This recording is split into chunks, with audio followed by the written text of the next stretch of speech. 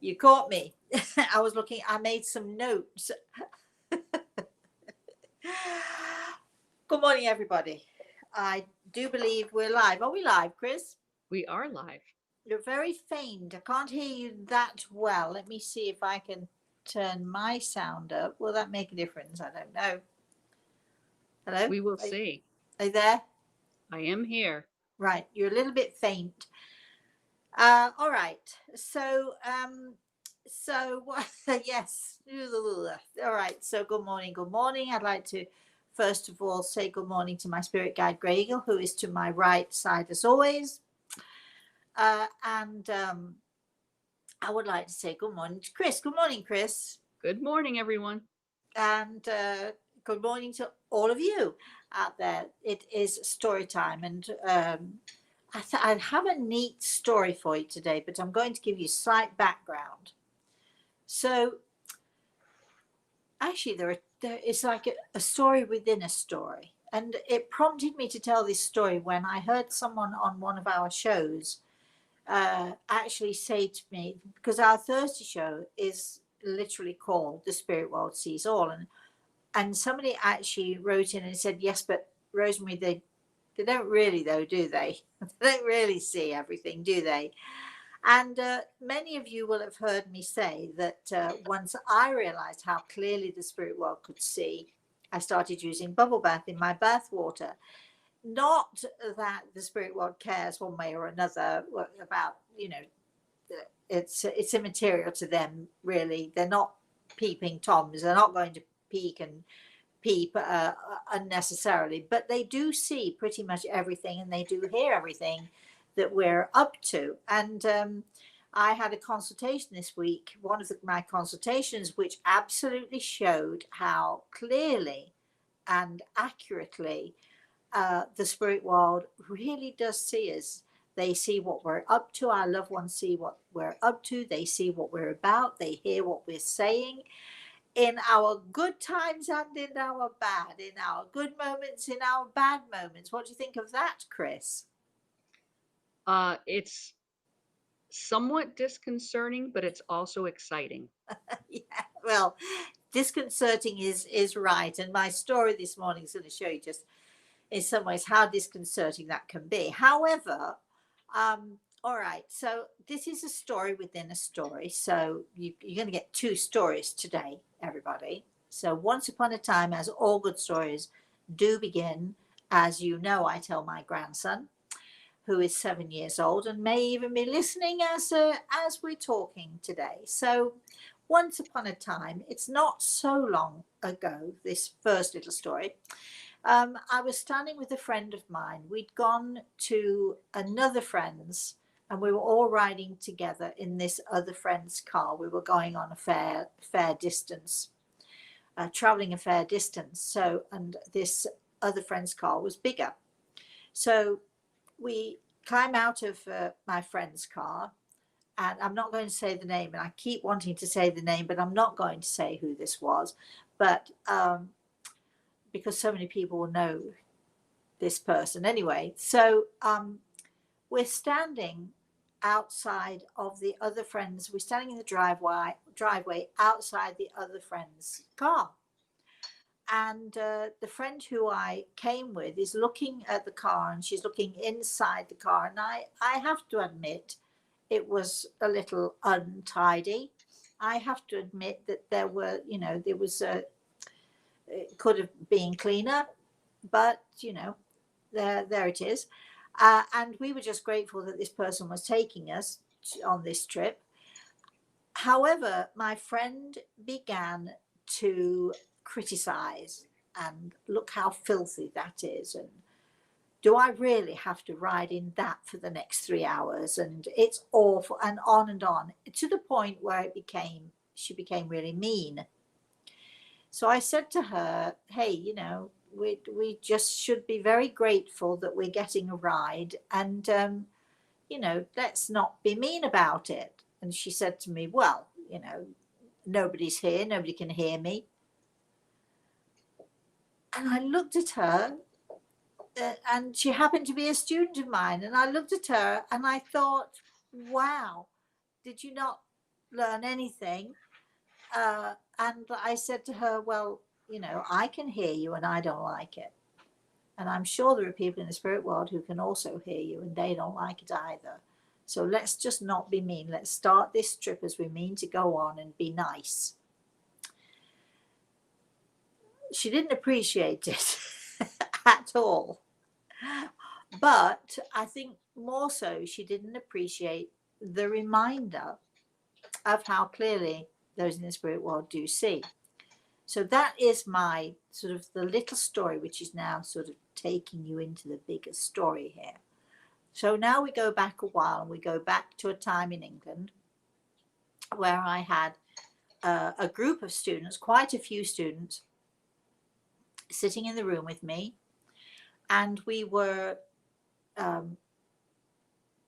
was teaching those in the spirit world, Grey Eagle, we were teaching. All of these students were students of healing. They were all wanting to learn about healing. And in fact, we had at this point opened our healing center, or at least two of our healing centers in England. And so these guys were very proficient and they've been with me for some time. So this was a particularly interesting night. We never quite knew when we had these get-togethers what would happen and who would come through from the spirit world, if anybody did come through from the spirit world. We never quite knew what was going to happen next.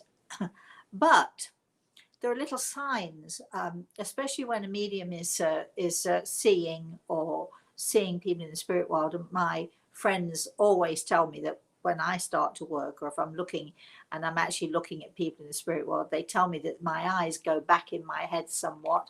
I've never personally seen it, but I believe them because so many people individually have told me that. So I guess I have to believe them. So as we're sitting there and we're talking about the spirit world and we're talking about different things, I heard from the corner of the room a giggle and then another little giggle.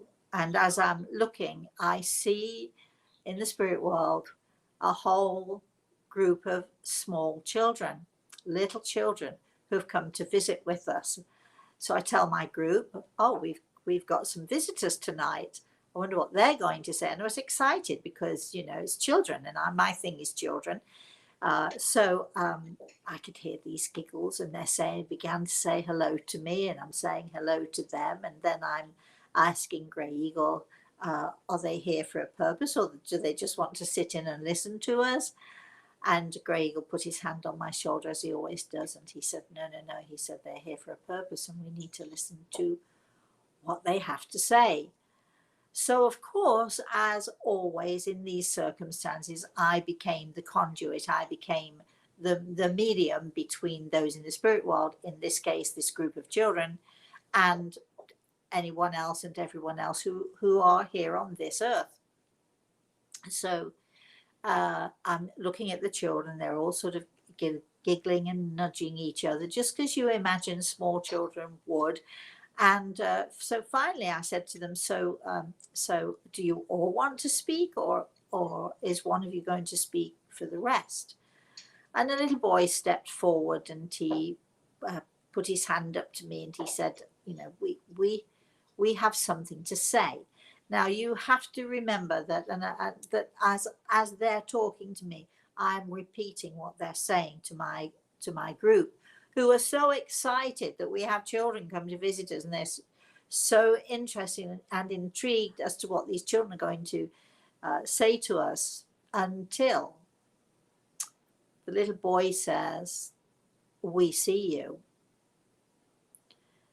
And I nod. I said, yes, darling, I know.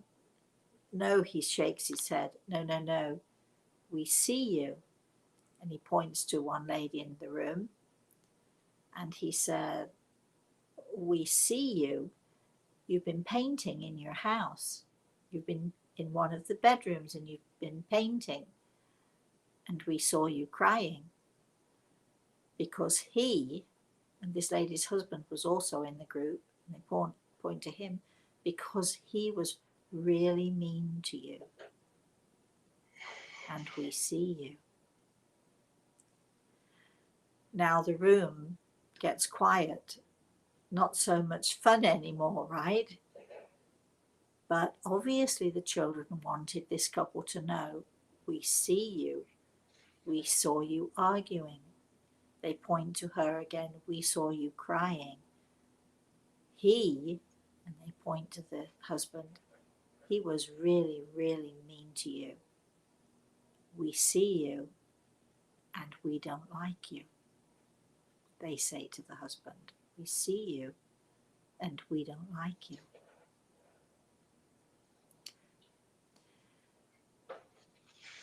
The atmosphere in the room, you can imagine, was silence. Then they went to somebody else. We see you, they say to him. We see you crying. You don't share. And they point to his wife. We did have husbands and wives who came to these classes.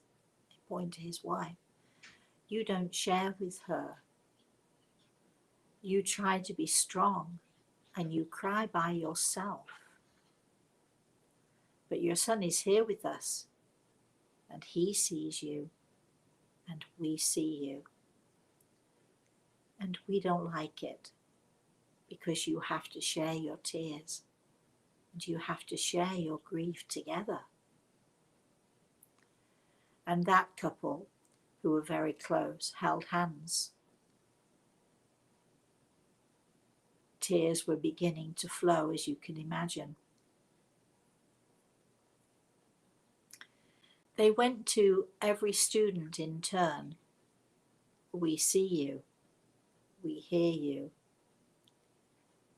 You were really mean to your son the other day because he'd forgot something for school. They said what he'd forgotten. And you shouted at him, and we see you, and we hear you, and we don't like you. And the room became more and more silent. And then they went to each and every one. Some of the messages were, we see you. We don't like it when you do this. Some of the messages were, we see you. We don't like how mean you are. Some of the messages were, we see you and we understand. We don't like it, but we understand. And then finally they went to one of the ladies in the group. We see you. We see you. We saw you the other day with your girls. This poor woman went very pale. We saw how you screamed and screamed and screamed at them. We saw how you made them clean the toilets over and over again, screaming and screaming and screaming at them. We see you and we don't like you.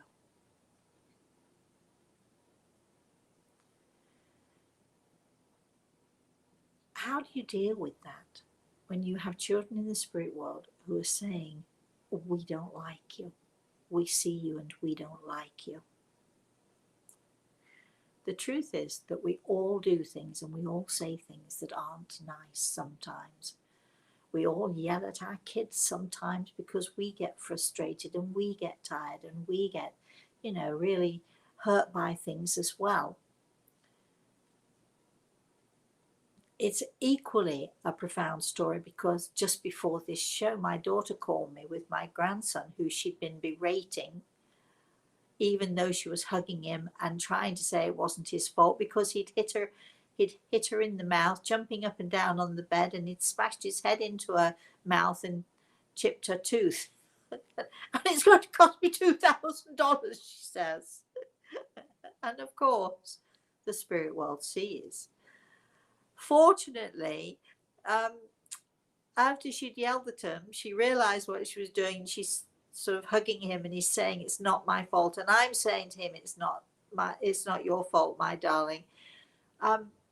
But we all do things and we all say things that aren't sometimes nice. And when those in the spirit world, when the children in the spirit world, when they see us, when they say, we don't like you, in this case with this lady who was screaming and screaming and screaming at her kids, and they had an outside toilet and she made them scrub the walls and the floors and all sorts of things. Anyway, she did go a little overboard, I'll admit.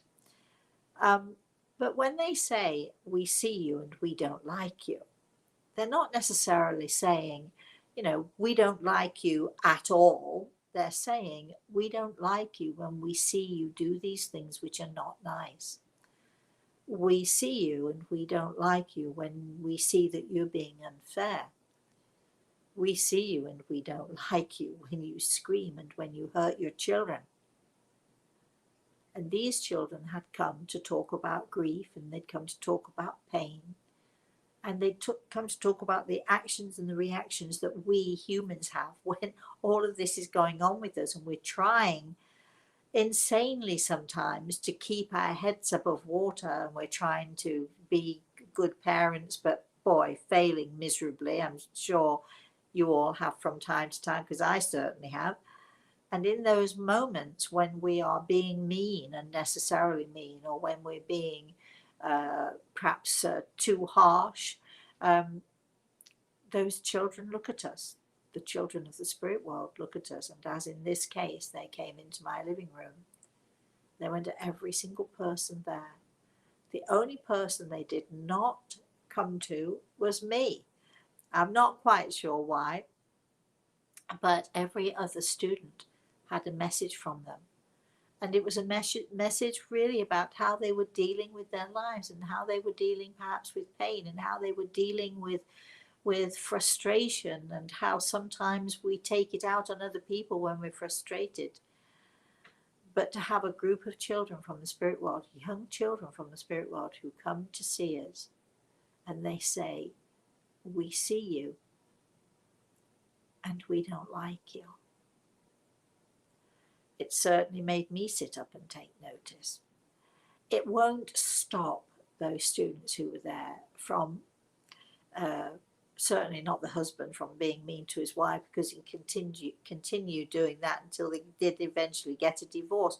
It doesn't stop people necessarily to know that those in the spirit world see them and hear them and see their every action and their every word. It doesn't necessarily stop us, and we are, after all, only human, aren't we? So I think that we are often forgiven. When our angels talk to us, they will say to us, we look at you and we see you. We look at you not with eyes that are sad, but we look at you with eyes of sympathy, with understanding. These children were, children can be honest to the point of being brutal, and being brutally honest. And in this particular situation, in this classroom situation, they were trying to teach us. They were trying to teach us a really, really great lesson. Doesn't matter what we do. Doesn't matter where we are. We can hide in a corner, like one of the men there used to go and hide. He and his wife had lost their son, and instead of sharing, and instead of he thought he was doing the best thing by being strong and not letting anyone else see his tears, so he would go and hide in the bathroom and cry. And when they said, we see you and you don't share, what they're saying to him is, share your grief. It's the best way, because when we share our tears with others, it gives them permission to cry too. I sometimes think back to that lesson, especially if I find myself screaming at somebody, which is not actually that often. I mostly scream at myself if I'm going to scream at somebody at all. But when you're saying something or you're doing something that isn't quite nice, and we all do it, I do sometimes catch myself, and I remember that little group of children, beautiful children, who came giggling and happy and then began to say to us, "We see you." But not only did they say, "We see you," they literally, with every one of the students, "We see you. You were painting the windowsill and he was really mean to you." Or, "We see you. You were hiding in the bathroom." Or, "We see you. You made your children clean the outside toilet. We watched and they were crying and you were screaming and screaming and they were crying and you still kept screaming. We see you. We don't like you. And we don't like you." So not only did they say you were mean, they said explicitly and in great detail some of the things that we all do. I have to tell you that at this point, my head was, I'm thinking, any minute now it's going to be my turn. What did I do? Oops. And they were also describing things to us, these children, that happened in the week that we were there, not months ago, years ago, simply a day or two ago. Things that, I'm sure this one girl would never have told us, "Oh gosh, I was screaming at the kids and made them clean the outside toilet from top to bottom." We keep our worst sides, don't we, to ourselves. But perhaps as you're listening to this, you're thinking, "Oh my gosh, what did I do yesterday?" Or, "Oh, this morning I was so mean to the cat." Or, "Did I kick the dog this morning?" Or, what did I do?" And whatever it was, don't worry. We see you, they say. We see you. Sometimes they like us. Sometimes they don't. We have to strive to be those people that they can look at and say, "Well, yeah, but she's not bad." I had a consultation this week, and I'm going to tell this story another time. I had a consultation this week with a lovely family who'd lost their son. At one point, and this is why I remembered this story, this story was very profound for me this week. And he looked at me, this young man who had died very suddenly. He looked at me and he said, "We've been watching you, Rosemary." And I'm thinking, oh no, uh-oh, is it my turn after all these years? Or when the spirit world did not say mean things to me, is it, oh gosh, what did I do? What did I do now? "We've been watching you, Rosemary." And then he proceeded to tell me some really neat stuff, which is a story for another time. So as you go through the rest of today, can you behave yourselves? Can you try to be good? It's not easy, is it? Remember that the spirit world does see us and they do hear us. And they're not sitting there judging us. Please don't think that. They're sometimes very sad for us. They're sometimes joyful for us. I try to think, let's make them as joyful and as happy as we can. Let's do that for them. Let's show them that despite everything, despite this sometimes cruel world, despite this often unfair world, despite the pain and the hurt, we can rise above it and we can smile and we can be nice to other people. So that's what I'm going to strive for this week. I do try to do my best and often fail, as I'm sure we all do. But you don't want ever to listen to a child, never mind a group of children, who look at you and say, "We see you. We see what you did. And we don't like you." The end. That is the end of my story. Chris, how did you like that story? Well, if everyone else is sitting in their chairs like me, you could have heard a pin drop. We all start thinking about what have we done this past week or this past month. Yeah, I'm Yeah. having difficulty hearing you, my love, but I can hear you if you you need to lean forward a bit, I'm afraid, or do something with your speak. I don't know what goes on here, but anyway, I can just about hear you. So all right. So, okay, over to all of you. I'd love to have comments on the story. I'd love to have your opinions on what you're thinking. You see, mediumship is it's a funny thing, isn't it? We're going to be doing next Saturday. We're going to be doing our first ever webinar, and we're going to be talking about mediumship and how I feel as a medium when these things happen. I'm going to be talking about some of the amazing things that have happened to me. But I'm also going to be talking about, well, what actually is mediumship? What does it really mean? What do we really do then?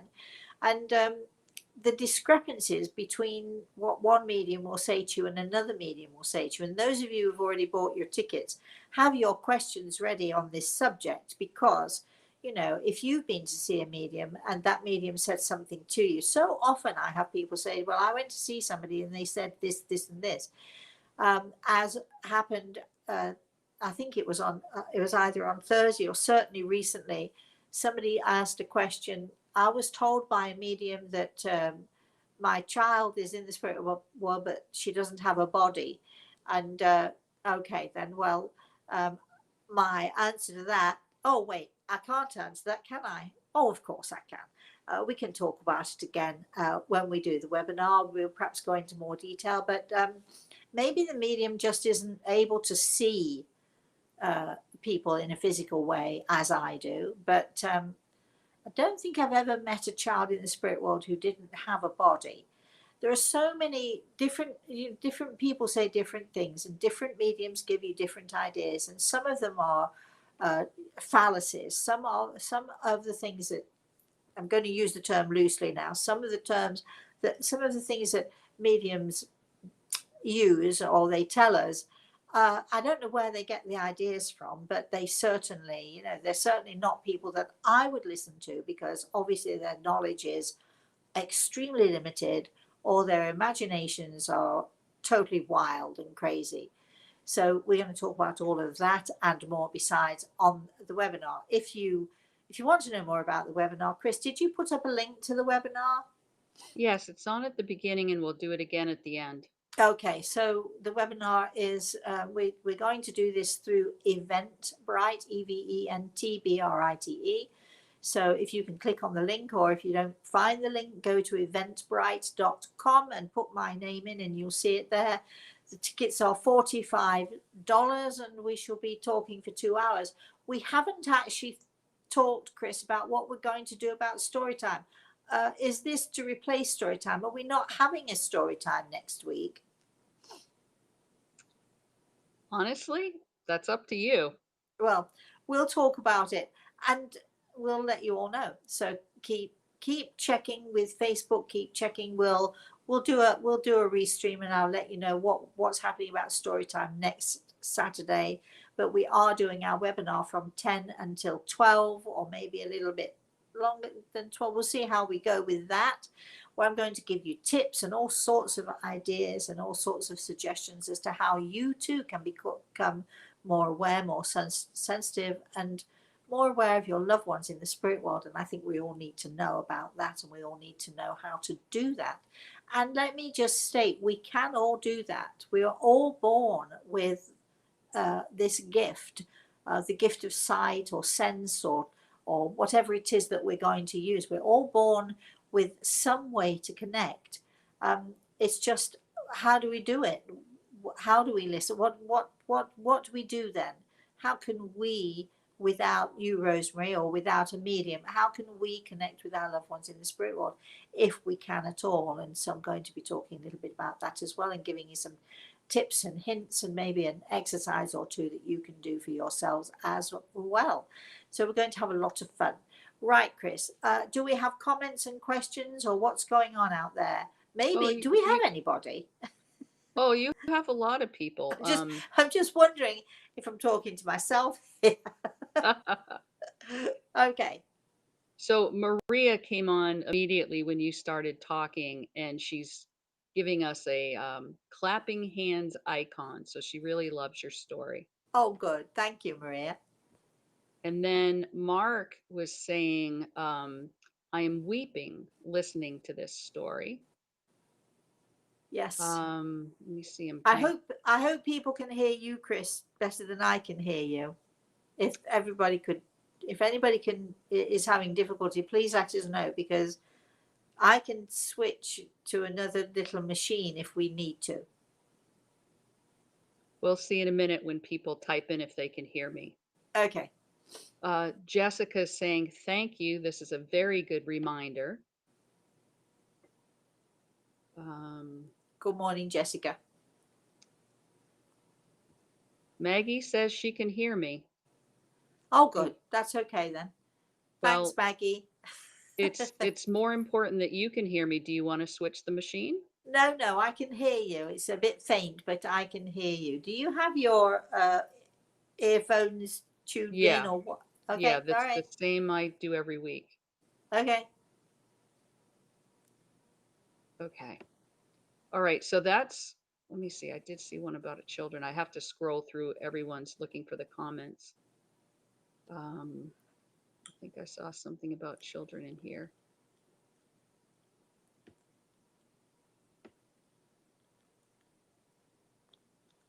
I'm not finding it at the moment. So do you want to go to questions? Yes. Okay. But, for all of you out there, we do like to, it is story time. It's a Saturday morning story time. And I know you're all keen to ask your questions, but it would be nice to have some insight as to what you think about the stories, because if you don't like the stories and you rather just get on to questions, well, you can do that on a Thursday. This is story time, everybody. And some of these stories are really, really fascinating, or I find them fascinating. Comments would be really good, as well as questions. But anyway, Chris, just give me what's coming in. All right, I was just scrolling to the bottom just to see if anybody else had added a comment, but not at this time. All right, so Jacqueline is the first question for today. Good morning, Jacqueline. Good morning, Rosemary. Your book, The Eagle and the Rose, and meditation definitely changed and inspired my life. Will you tell us the story about because of you, you helped one of your clients connect with his dad in creating the machine to check bone density? You Oh, influence and that's change the aspects of the world today. Would love to hear it in more detail. well, actually, we've already told this story. It's the story of Chris Langton, who is a very well-renowned scientist. When I knew him, he wasn't so well-renowned, and he was working on this machine. It was a machine to measure bone density. And in fact, I was looking this morning, scrolling through all of the stories that I've got, and I saw that we did actually tell that story on another of our story times. So this is what I'm going to suggest you do if you want to hear that story again. You'll find all of the stories on YouTube. We've been restreaming now, not for so long, so you may not find the story on Facebook. I'm not sure, Chris, how that worked, but you'll definitely find the story on YouTube. Unfortunately, the titles are all story time. So why don't you?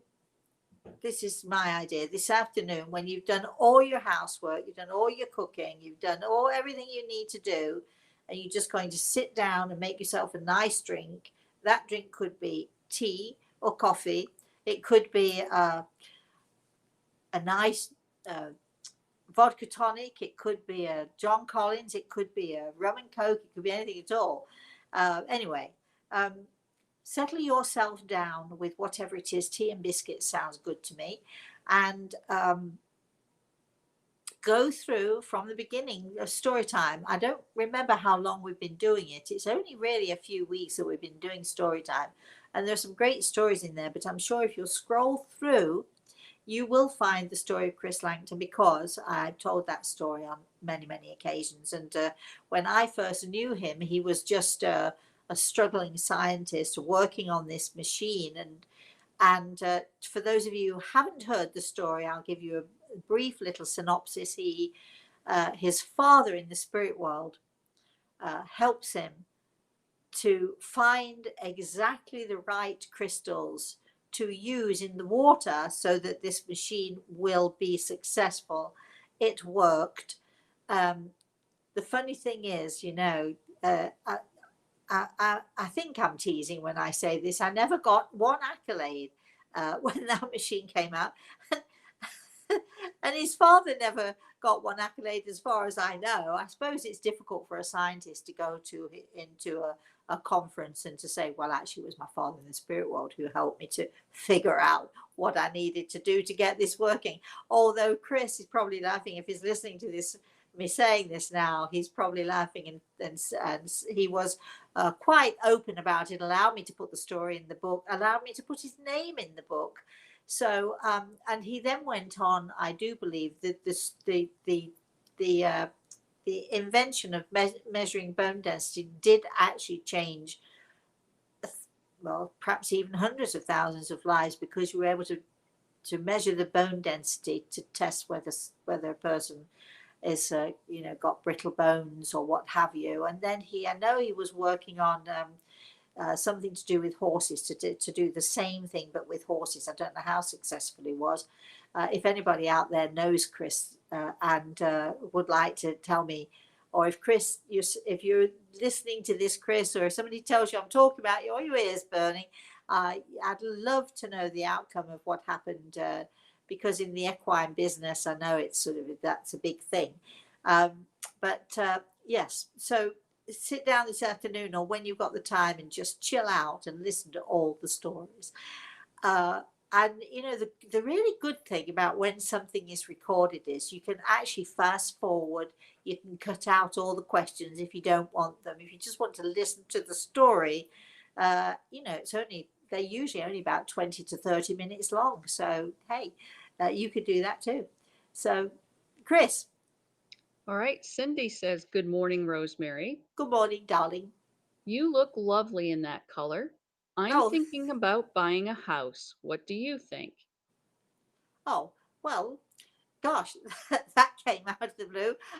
I was still thinking, yeah, I like this color. I think this morning on my little teaser this morning, I mentioned that my daughter does not like me in pink. She thinks it's way too bright. I actually love pink. I like wearing it. It makes me feel good. And I was reminded of the what is it? The poem, when I am old, I shall wear purple. And I think we mentioned that a few weeks ago. When I'm old, and Samantha could, when she was a little girl, she couldn't say purple. She couldn't say the word purple. She used to say purple. And so when I am old, I shall wear purple or pink or blue or green or whatever I feel inclined to wear.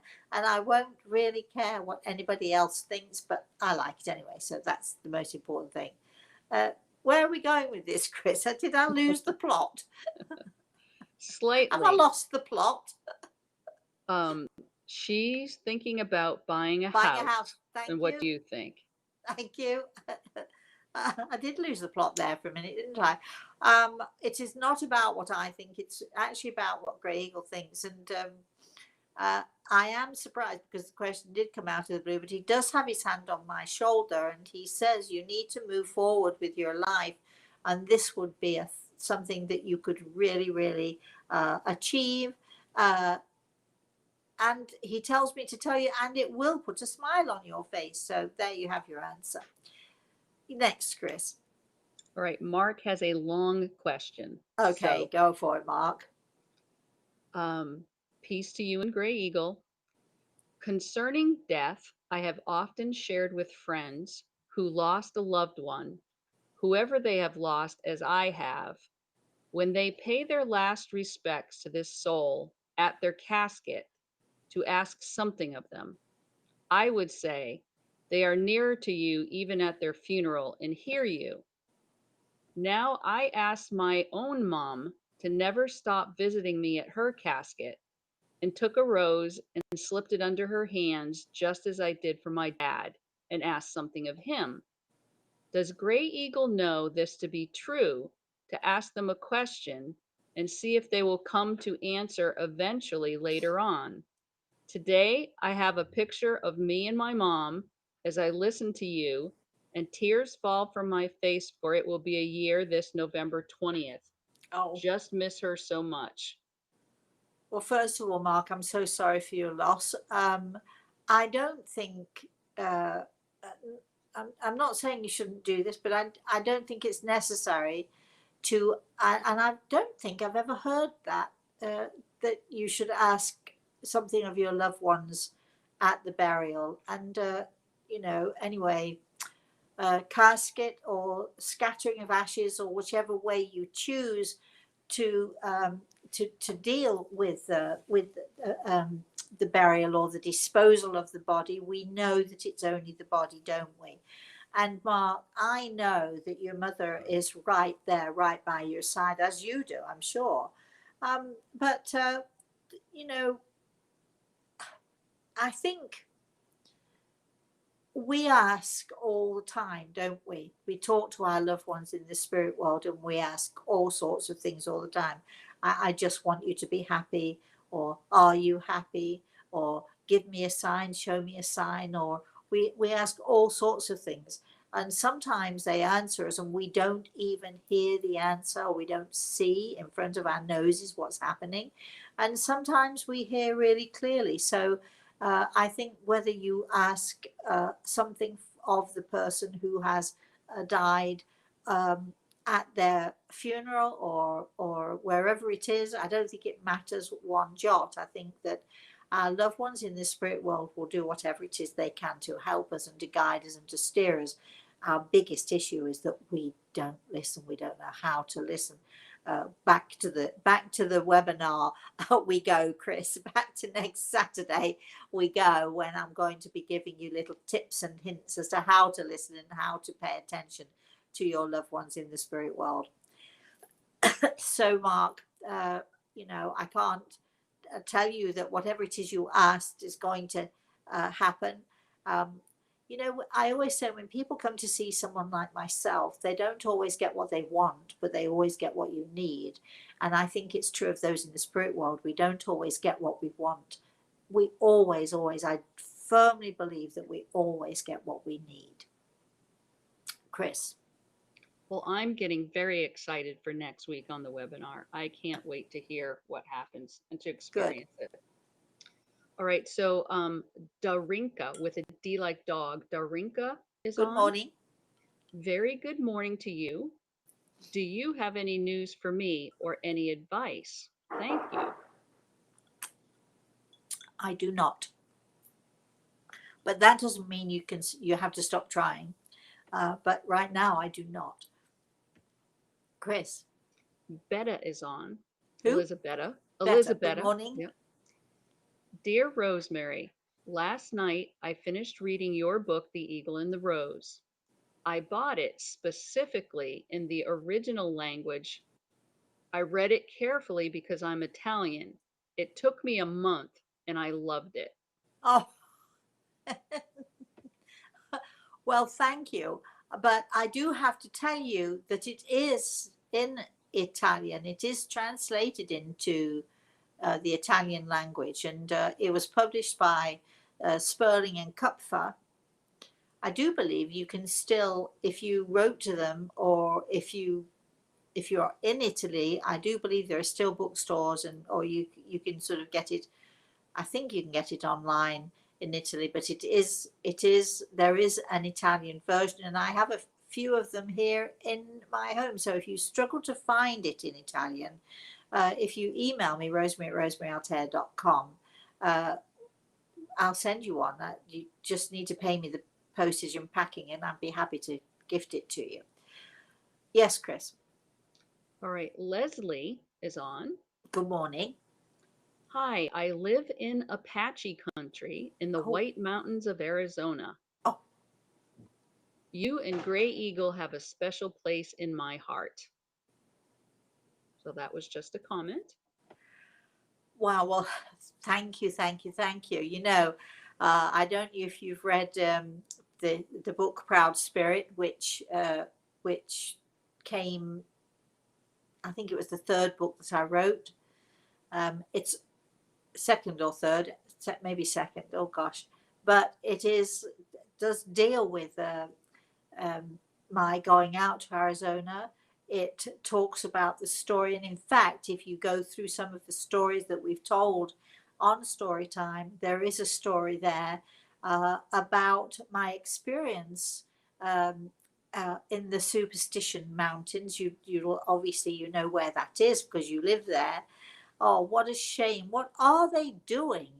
What are the? I mean, how could anyone possibly allow buildings to go up on that mountain, and the destruction of the beauty around there, and people building and just ignoring the history of the place? It breaks my heart to see it.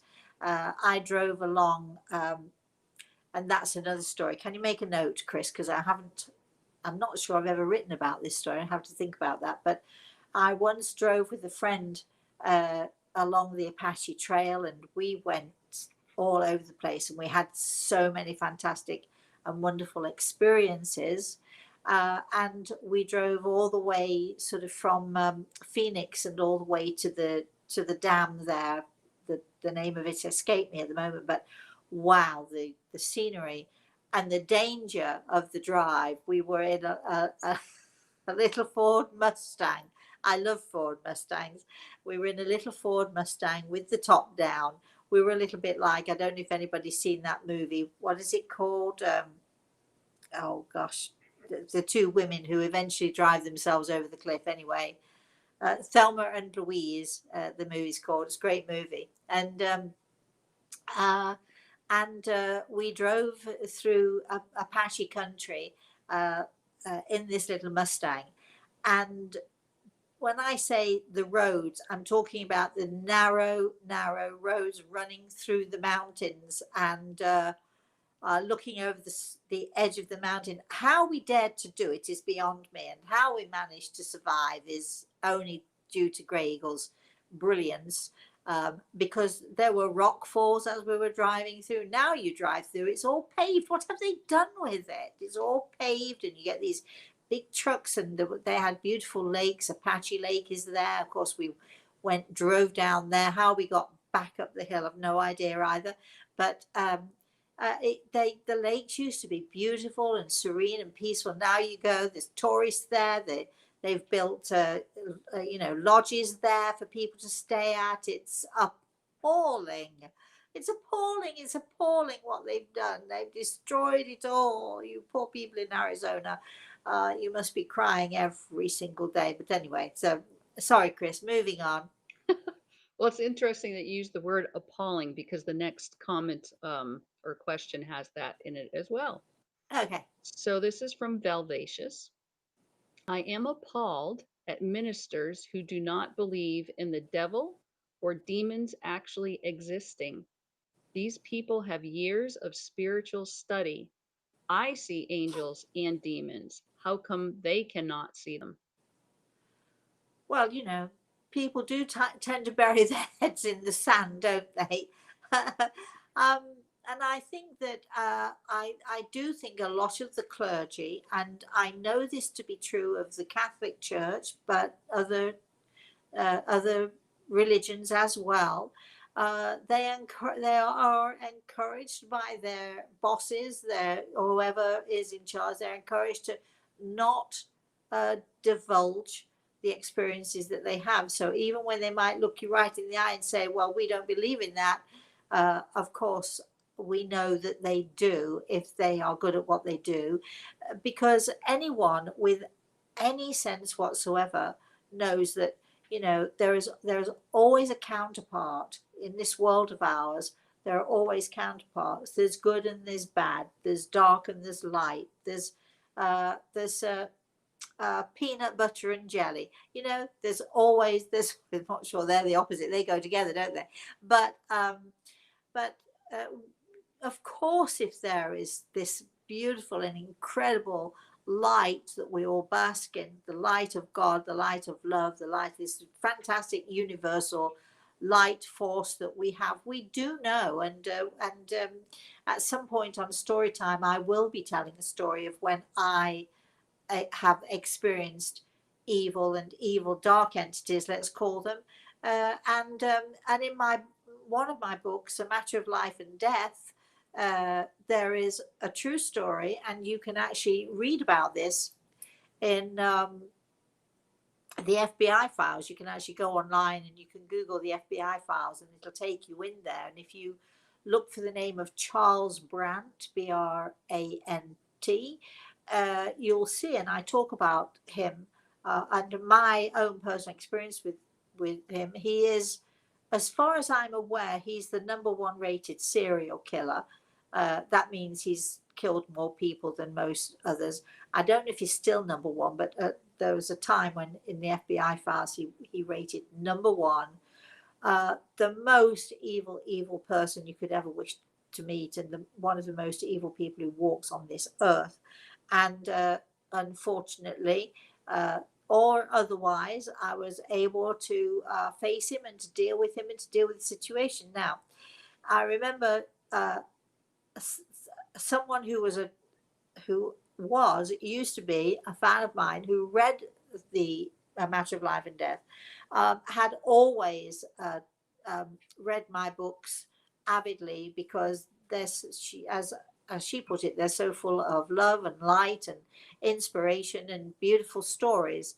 And this was the first time I'd ever written about, or in detail, about evil and serial killers and the like. And she wrote to me and berated me, and she said she never ever wanted to read another of my books again, because it scared her and she didn't like it, and how could I write about such stuff. But if you read the story through to its conclusion, my darlings, you will see that even through evil, good always wins over. It always wins out.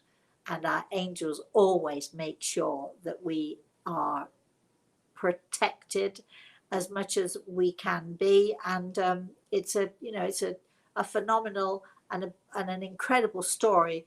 It's a horrible, awful story with a phenomenal and a fabulous ending. That's all I can say about that. So those people who deny evil, hey, go look in the FBI files and look at the crimes against children. There is evil here. Let's talk about it, because if we talk about it, we can be aware of it. And once we're aware of it, we can then protect ourselves against it. Yes, Chris. Maggie had left a comment on your story saying, "That makes me sad on what they have seen, and I know I have not been the best parent, allowing things to happen that I shouldn't have allowed, putting myself in the position as the bad parent." Yes, but Maggie, look, I've already said we're all. I'm going to tell you something that I should never tell you, and my daughter would be the first to let you know that she would relish in this story. I remember once I was so angry and so upset with my daughter. I didn't actually quite have my hands around her neck, but I had my hands on her shoulders as I was shaking her, saying, "Don't you ever do that again." And hey, we've all been there. And my daughter would also love to tell you, if she were here, the story of when when I threw something at her and hit her head and sliced it open, and she bled profusely. Did I do it by accident? Yes, of course I did. And it was a pile of clothes that she'd left in her room, and I picked them up, and she was just coming just at the foot of the stairs, and I was berating her. Yes, people, I was yelling at my daughter, "Look at this mess. I've asked you again and again. This is what's going to happen. First of all, I'm throwing them down the stairs, and if you don't get them sorted and cleaned up, then they're going out the door." And I scooped up a whole pile of clothes, not realizing that I'd also gathered up a shoe. I can't believe I'm telling you all this, because, hey, but I'm human, right? She was a teenager at the time. Anyway, And I scooped them all up and I threw them down the stairs, and she was at the foot of the stairs. You can get these sorted out or they're going out into the garbage. And there was a shoe in amongst them, and the shoe actually hit at the heel of the shoe, hit her on the head and bounced off. And she screamed at me, "That hurt, that," and then I saw the blood running down. Head injuries bleed a lot. It was a cut which was probably about not even an inch and a half, everybody, just so you know. She did have to have a couple of stitches in it. And I did have to call a friend of mine who was a nurse to say, can you come and help me? And my daughter's held that story over my head all these years. And we've told my grandson, who looks with wide eyes looking at me saying, "Did you really do that to Mama? Did you really?" We can laugh about it now, but look, Maggie, don't kick yourself over this. Just use it to be better. I can't believe I've just told you all what a horrible and mean mother I've been from time to time. I would like to be able to tell you that I had very good reason. Old banana skins under the bed, dirty old yogurt cups, cereal bowls, and half-eaten cereal in them. This was my daughter as a teenager. But, we all have our breaking points. Don't give yourself a hard time about it. Did they survive? Yes. Does my daughter love me? Yes. Did I apologize to her? I don't remember. Don't remember. But the next time I threw something, I made sure it was something soft. Just kidding. I'm sure, Chris, you've got 2 sons, right? I'm sure you've been one of those parents from time to time, as we all have been. I don't need you to tell me all the bad stuff you did. Don't worry. I'm not going to put you in the firing line here. Oh, come on. I was an angel. Listen, I want to give you a heads up that it's 2 minutes of 12. Okay. All right. So Tara has a question. Yes. Is it true that during October the veil is thinner? Is it easier for us to communicate at this time? No, it isn't true. Let's talk about the veil just for a second here. A little tiny bit. I'm going to give you a little taste of what is coming next Saturday. And if you're coming to the webinar, you could ask this question now, and I'll go into more detail about it. But this is what I'm saying. On next Saturday, we're going to talk about all the misnomers. We're going to talk about all the myths that connect to the spirit world. We're going to talk about all the things that are actually not true. There is no veil. Now, I know that some of you are going, "Oh, but of course there is. Of course there is." No, there is no veil except for the barriers that we here on this earth often tend to put up, either intentionally or otherwise. My brother always puts up a barrier. Don't want to know, don't want to know. Don't tell me. He's so terrified of it all. Don't tell me, don't tell me. He believes, and he believes in what I do, but don't tell me, don't talk about it, don't want to know. He puts up his barrier. Very often we put up emotional barriers. We're so emotionally traumatized by something, or we're so frustrated, or we're angry. Everything is about energy, but there is actually no veil. It is a myth, people. It really is a myth. So for all of you out there, and some of you have gone for years and years and years believing that there is a veil that we have to break through, that we have to, not true. Absolutely not true. And there we have it for today, Chris. So I'd like to say thank you to everybody. Are you still there with me, Chris? I am. What do you think about me saying it's not true? There is no veil. Well, I've heard you say that a number of times over the years, and I absolutely believe you. Yeah. So we can talk more about that next Saturday. So, all right. So thank you, everybody, for joining us. Thank you, thank you, thank you. We hope we've inspired you today. We hope that you've learned a little something from us. we do hope to see many of you. Excuse me. There are still some tickets available for the webinar, which is next Saturday, $45 a ticket. I said people have been asking, can our children join in? Of course they can join in with you. We will not charge tickets for children. So, you know, anyone under the age of 15 is welcome to come just to join in. I don't think it makes much of a difference, does it, Chris? You know, but they have to have a parent with them at all times, preferably. So not that I can check on what you're all doing, but that's what we try to state here. So we hope to see some of you next Saturday at our webinar. We shall be letting you know when the next story time is. If there isn't one next week, we shall certainly be back in 2 weeks' time for another story time. In the meantime, yes, why don't you all do that? Why don't you all get your work done? Find a rainy day or a cold day and sit and watch all the story times that we've done so far, because there are some great stories.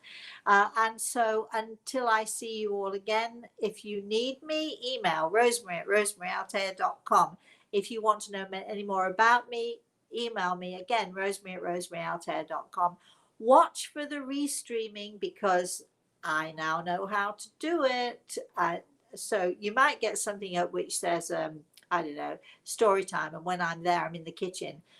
That's me. That's my fault. I don't know how to do all the technical stuff. So, you know, when you see me pop up there, just take a look in. If you don't like what I'm doing, that's all right. You can leave. But I'm going to be doing it anyway. So I'm going to be popping in and out of your lives, everybody, from now on. As long as you welcome me in, I shall be very pleased to do it. So until I see you again, we shall be back next Thursday with our, oh yes, the spirit world sees all. That's what we call it. And how appropriate, because they really do, don't they? Do you understand now how clearly they see all? So I'd like to say thank you to Great Eagle, especially thank you to Chris. Thank you to all of you for watching, and I do hope so. Thank you so much, all of you, for supporting me and for being interested in this subject, because I like nothing better than to just, I mean, what a phenomenal subject to talk about, don't you think? And so until I see you all again, whenever that might be, keep watching, keep looking. Please have a very blessed rest of the day, and have a very wonderful and a very blessed weekend, everybody. Bye bye.